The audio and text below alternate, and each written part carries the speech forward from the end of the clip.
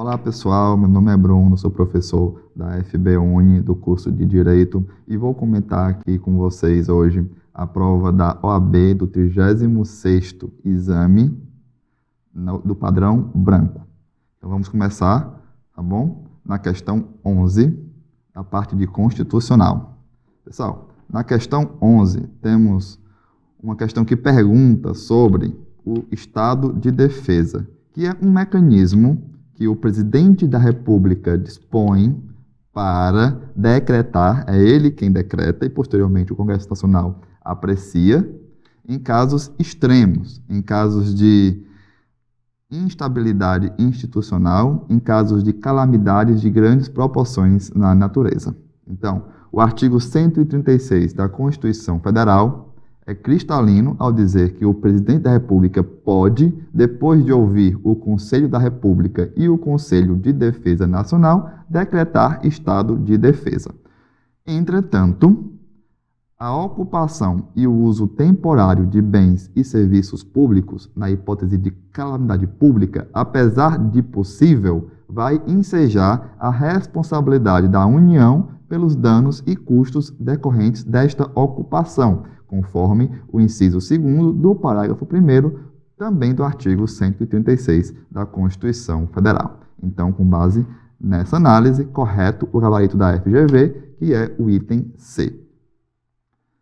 Na questão 12, pessoal, nós temos uma questão que vai questionar sobre a diferenciação entre pessoas no direito brasileiro na ordem constitucional vigente.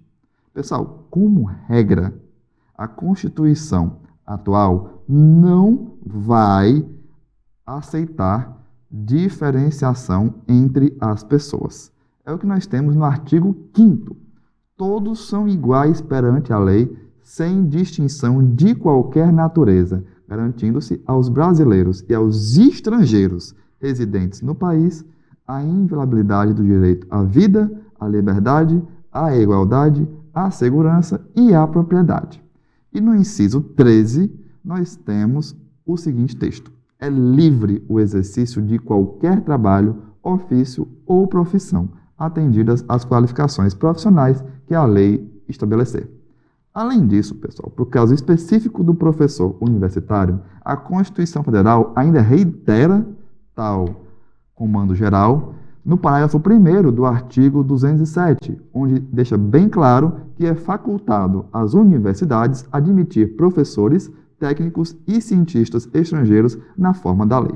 Então, correto o gabarito B da questão 12, conforme o padrão definitivo da FGV. Pessoal, na questão 13, temos uma pergunta que se aproxima muito do direito penal e é importante se atentar que a OAB traz expressamente no edital a possibilidade de transdisciplinaridade das suas perguntas, certo? E aqui nós temos uma pergunta que vai exigir que o candidato saiba diferenciar uma pena de multa de uma obrigação de reparação cível. É muito importante entender que a multa ela é uma punição penal e ela vai ser aplicada tão somente ao condenado. No caso de morte do condenado, a obrigação será definitivamente extinta. Já a reparação para a vítima é uma obrigação que pode ser decretada pelo juízo penal, entretanto, tem uma natureza cível. Inclusive, vai ser debitada de uma eventual condenação em um outro processo no juízo cível. Essa reparação cível ela pode ser imputada aos sucessores até o limite do patrimônio transferido, porque ela não é uma pena penal, em sentido estrito, tá bom?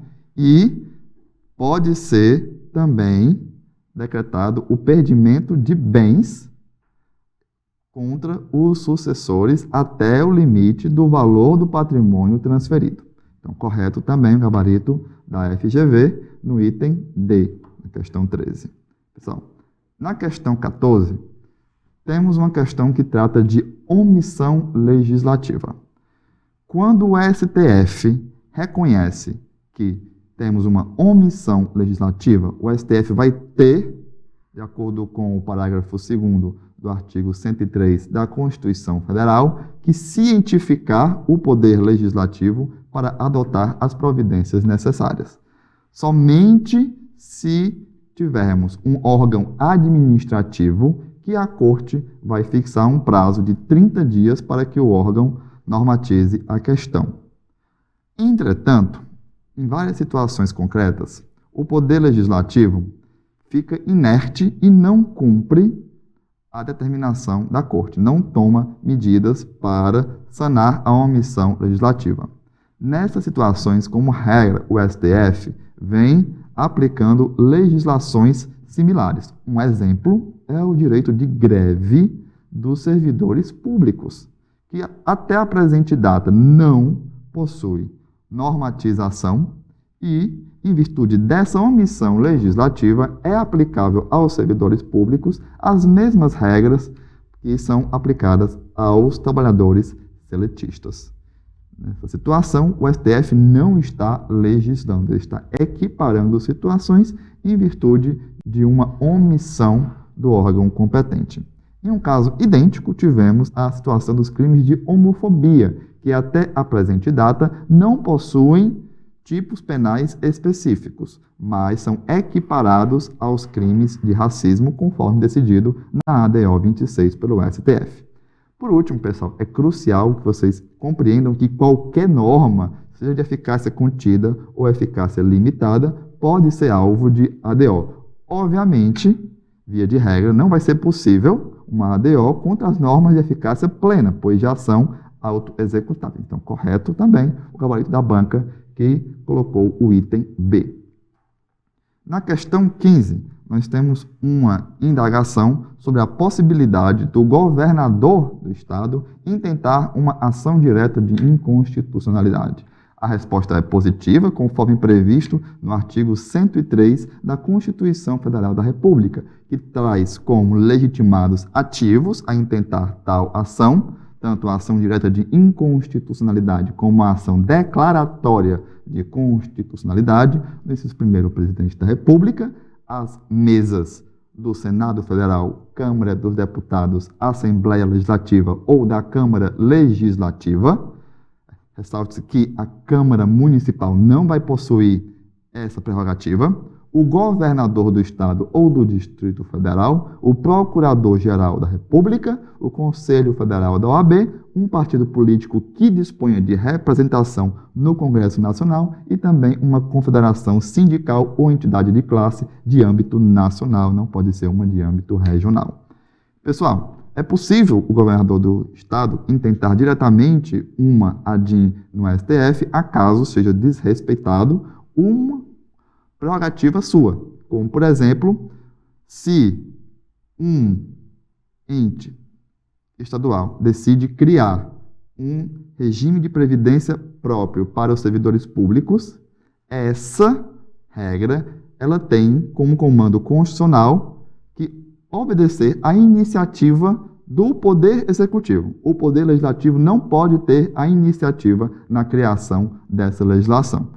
O Poder Legislativo que vai legislar, mas a iniciativa é do Poder Executivo. Se não for atendida essa regra obrigatória, o governador do Estado poderá intentar uma ADIM no STF, almejando a declaração de inconstitucionalidade formal dessa lei. Pessoal, além disso, pelo princípio da simetria, diversas normas aplicáveis ao presidente da República deverão também ser aplicadas de forma obrigatória ao governador, como as leis que tratem da criação de cargos, funções ou empregos públicos ou aumento de sua remuneração. Diante dessas ponderações, correto também o gabarito da banca, item C, na questão 15. Pessoal, na questão 16, temos uma questão relativamente simples sobre os remédios constitucionais, previstos no artigo 5º. E os três que a legislação trabalha de forma direta e indireta, e são os três mais importantes, são o habeas corpus, o habeas data e o mandado de segurança. Conforme previsão expressa no artigo 5º, conceder-se-á habeas corpus sempre que alguém sofrer ou se achar ameaçado de sofrer violência ou coação em sua liberdade de locomoção por ilegalidade ou abuso de poder.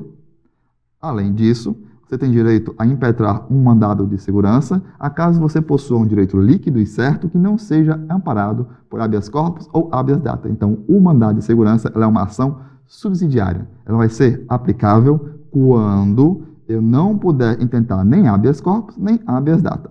E, conforme o inciso 50 ou 72 da Constituição Federal, no seu artigo 5º, nós temos que conceder-se a habeas data para assegurar o conhecimento de informações relativas à pessoa do impetrante, constante de registros ou bancos de dados de entidades governamentais ou de caráter público, assim como para almejar a retificação de dados, quando não se prefira fazê-lo por um processo sigiloso, seja este judicial ou administrativo. O habeas data é um processo público, infere-se desse texto constitucional. Então, também, perfeitamente correto o gabarito da banca, que é o item A, sem maiores dificuldades nessa questão.